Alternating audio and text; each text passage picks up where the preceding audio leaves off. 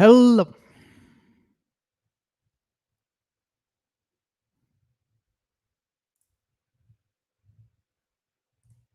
Hello, everyone. Can you hear me? Not quite sure if I am already online. I hope so. Yes. Hello, everyone. I have been online for 17 seconds. Sorry, I got an unknown error message here. Welcome to PMP Success Tuesday with me, Cornelius Fichtner, from pmexamsimulator.com. We're going to have to edit that out, don't we? Thank you so much for joining me. Here is our agenda for today. As always, we have 3 topics. The first item is that we are going to be doing a PMP exam tip. And today I will talk to you about how you can assess your PMP knowledge effectively. And then part 2 of this is going to be a review of 3 PMP exam sample questions, and I'm going to tie them back in to the tip. And then one lucky winner is going to walk away with a free license of our PMP Exam Simulator Essential. That gives you access to 1,100 questions, I believe, for 30 days. Yeah, so let's get started with the tip. And my tip is to show you a very simple way to identify any PMP knowledge gaps and at the same time visualize your PMP readiness. Because I often get asked by my students, how do I know that I know what I need to know in order to pass the PMP exam? The answer to that question can be found in the PMP exam content outline. Remember, we talked about the PMP exam content outline a few weeks ago here also on PMP Success Tuesday. It is one of the most important documents. It's actually the foundation of the PMP exam. Let's take a look. Here it is. As a reminder, it lists the 3 domains, 35 tasks, and 100 enablers that PMI uses as the basis for the PMP exam. So this is the explanation, the blueprint, the rules of the game. And here is what I want you to do. First, download this document from the link that you see here in the blue box, pm-prepcast.com/PMP outline. This is just a forwarding link. It takes you to the PMI website and automatically opens this document. We'll keep that updated. So if PMI changes the location of the outline, this link will continue to work. And then starting on page 4, you will see this table here that lists the domains, the tasks, and the enablers. And then I want you to carefully read through this table one by one. And as you do this, take a red, yellow, and green highlighter and mark everything according to what you know. Green things for everything that you have mastered. Yellow things, yellow for those items where you're like, oh, I know about this, but I'm not too great yet. And obviously red would be things where you have to admit, you know what? I really don't know much about this topic. I really have to go into this. And this will now give you literally a red, yellow, green visual clue as to where you are at in your PMP exam preparation. So you'll have about 7 or 8 pages of green, hopefully, mostly in that particular printout, and that will give you a clear indication as to where you are on your PMP journey. If much of this is red, that means you have a lot of work to do. If much of this is green, that means you're getting closer and closer to taking the actual exam. Pretty simple, right? But also very, very effective. All right, let us move on to part 2 here, which is the review of 3 exam questions. I always start with this here with a few testimonials from customers from the pmexamsimulator.com. And I usually say, and I really like this one here very much. I couldn't decide which one I like very much. On the very left here, we have Sporty Biradar, who said, I owe my passing the PMP exam to Prepcast. Thank you, team. Patricia Maria says, excellent simulator, really happy with it. And Raal Holiday says that she or he passed the PMP and PMI ACP exam first time go around and all above targets. So here we are, 3 happy customers. This is also the moment when you can participate in the giveaway. I'm going to be showing you 3 questions, and all you have to do is to participate, type A, B, C, or D, the answer, into the chat, whether you are on YouTube, Facebook, or LinkedIn, and send it off to me, and that will automatically enter you into our giveaway. Now, if you are on X, formerly known as Twitter, then this isn't going to work for you. You're going to have to switch over to YouTube. However, we just upgraded the account here. So streaming on X now requires a premium account. I just upgraded that about an hour ago. I don't know. Let me check. Is anybody actually on X here? No, we don't have anybody on X at this time. But next week, again, we will be back on X, and you will be able to watch this on X, but you can't participate on X. So this is a moot point for today. Let's get started with question number 1. A project manager is implementing the quality management plan for a project to construct a natural gas pipeline. During this process, an internal audit discovers that while the project meets all applicable government regulations, there is a discrepancy with ISO 9000 criteria. Which tailoring consideration did the project manager most likely neglect early in the project? Is it A, continuous improvement? Is it B, standards and regulatory compliance? Is it C, the project lifecycle? Or is it D, since the project meets all applicable government regulations, nothing was missed earlier in the project? So please do go ahead, type A, B, C, or D into the chat box, and you'll not only tell me what you think, you will also participate in our giveaway. I'll give you about 10 seconds here so that you can do that, and we'll take it from there. All right, not having anybody coming in here. Are you shy today? Looks like it. Here we go. We have AY on Facebook with Twee, B, Abdul Rahman B, Samuel B, Rich B, Heike B, Get Chris B, Doreen Manoj B. Yes, everybody agrees except Nana, who says it is C, the life cycle. Well, let's review this. Let's begin with A here. Why is A incorrect? So A is incorrect because the question is about something that was missed in tailoring considerations. Okay. Now, while a continuous improvement is definitely important for a project, it has nothing to do with ISO 9000. All right. Then C, jumping right to C here, the project lifecycle. One of you thought this is it. The project lifecycle explains, how many phases are in a project. Is it 5 phases or 7 phases? Again, has nothing to do with ISO 9000 criteria. And then again, down here it says, since the project meets all applicable government regulations, nothing was missed earlier in the project. Obviously, this is incorrect because, yeah, it says so. We meet all applicable, but there's a problem with ISO 9000. So D is basically saying, well, that doesn't matter, but yes, it does.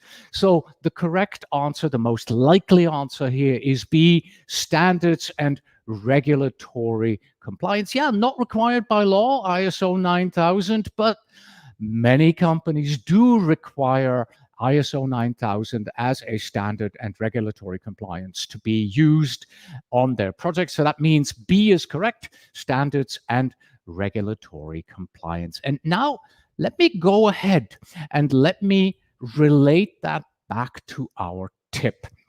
Because if you got this right, you know, and you think, oh, I'm good with these type of questions, then you can highlight that in green in the ECO. But if you got it wrong, if, for example, you said, like Nana did, is C, then you may want to take a look at the following item. So in the exam content outline, when you print it and highlight things in red, green, and yellow, this is it. In domain 3, task 1, which is all about planning and managing project compliance, and in this case, compliance with ISO 9000, you want to measure the extent to which the project is in compliance, right? And in this case, we learned that it's out of compliance with ISO 9000. So this is how you relate questions back to that and how you can be certain that, you know, yeah, I mastered this particular topic right there. Let us move on to question number 2. During a daily stand-up meeting, the project team raises a risk that was not identified earlier in project planning. The team discusses the risk with the project manager, who realizes that a potential response to the risk is beyond his authority. The risk management plan does not provide any guidance on how this type of risk should be managed.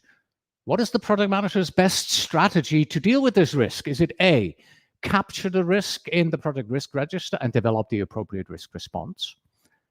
B, conduct a risk-based spike at the beginning of the next iteration to find a potential solution? C, perform a risk review to research, analyze, and apply any identified mitigation strategies? Or is it D, adopt risk escalation as a response strategy so that the risk can be appropriately managed? Once again, please do put your question into the chat, A, B, C, or D. You're not only telling me what you think it is, you're also participating in our giveaway. So everybody gets a chance. Is it A, B, C, or D? All right, we have the first one coming in here.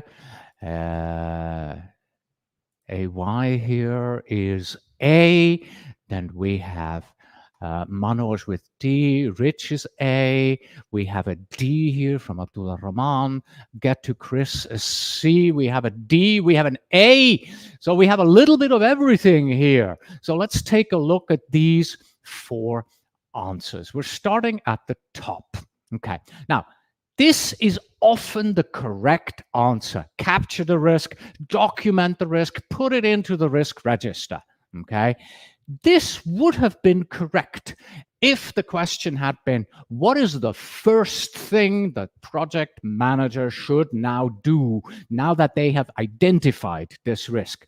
If that were the question, what is the first thing that they need to do? Then yes, capture the risk in the project, document the risk would have been correct. But this is not the question. What is the project manager's best strategy to deal with this risk?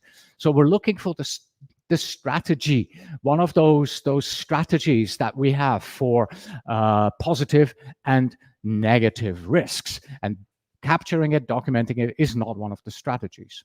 Conduct a risk-based spike.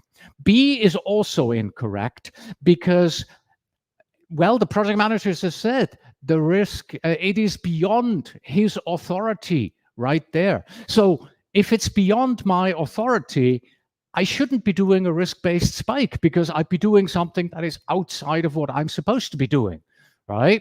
The same thing with C. It is outside of my authority. I shouldn't be doing a risk review to research, analyze, and then also apply any identified mitigation strategies, right? This is the problem here. Apply these mitigation strategies. It's beyond my authority. So what I need to do as the project manager, it's outside of my authority to deal with this. I have to escalate this. So adopt risk escalation as a response strategy. So for me as the project manager, that is indeed the best option to go. adopting a risk escalation as my response strategy. And in that way, I'm handing over the risk to somebody who has the authority to deal with this risk, because I certainly don't. Now, let's relate this back to the ECO. Where can you find this? This is in domain 2. 50% of the questions will be coming from domain 2. This is task 14, establish project governance structure. So how is our project governed?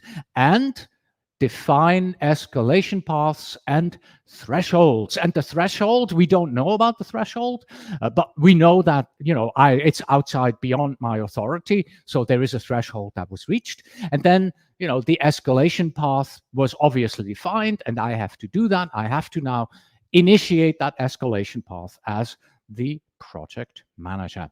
And now we are moving on to this question here from the exam simulator, and you immediately notice something. This is not an A, B, C, D question. This is a drag and drop question. So PMI introduced these a few years ago. There are 4 or 5 different types of questions on the PMP exam. And this is literally a drag and drop. So the white boxes that you see here, you need to drop those onto the gray boxes. How are you going to do this here in this live stream? Give me just a sec. I'll explain. Let's take a look at the question first. As you plan your agile project and identify potential team members from several geographical locations, there you go, you realize that due to various constraints, co-locating the team members would be impossible. The only option is to put together a virtual team. As you plan the remote work setup for your team, you identify several problems. What are the best ways to solve the following problems with the team virtual environment? Drag and drop the items from the right to the left. So in other words, here, the gray ones, these are the problems. The white ones are the solutions, and now our job is to literally drag, drop, drag, drop, drag, drop these from the right to the left. Bit difficult here for you as you are joining me live to do this. So let's do the following. I only want to know from you one word, okay? Let's do this one together. Team members are afraid to speak up. So which one of these 6 on the right would you now drag and drop over here? Set up electronic agile board, allow anonymous feedback in retrospective, set up remote pairing, conduct training for using software tools, schedule face-to-face onboarding meeting, or enable asynchronous communication tool. Just give me one word. What word from the right here describes which one you would drag and drop? So if it were remote pairing for you, just say pairing as your response. All right. Once again, I'll give you about 10 seconds. Okay. Here we go. We have allow. We have Rich here who says allow. I have right here Nana, allow anonymous feedback in retrospectives. We have Manoj who says allow. So then we have Abdullah Rahman who says enable. So that would be enable asynchronous communication tool. Okay. Well, everybody except Abdullah Rahman agrees it is an allow, and it is indeed allow that is the result, the correct answer. Abdullah Rahman, enable is incorrect because the people are afraid to speak up during the retrospective. So what you want to do is you want to give them some sort of an anonymous way where they can go in and say, hey, I feel this is a problem. I don't feel comfortable speaking up during the meeting, right? So that is the answer. So let's take a look at what this looks like. If you want to see all of these, go ahead, take a screenshot and take a look at them. So what we are also wanting to do is we also want to know, well, how does this relate back to the exam content outline? What if I didn't get this right? Where do I go? What do I learn? What do I study up? Well, this is in domain 1, task 11, engage and support virtual teams, implement options for virtual team member engagement. And frankly, all of this is about virtual team member engagement, right? The whole question is about this particular engagement setup.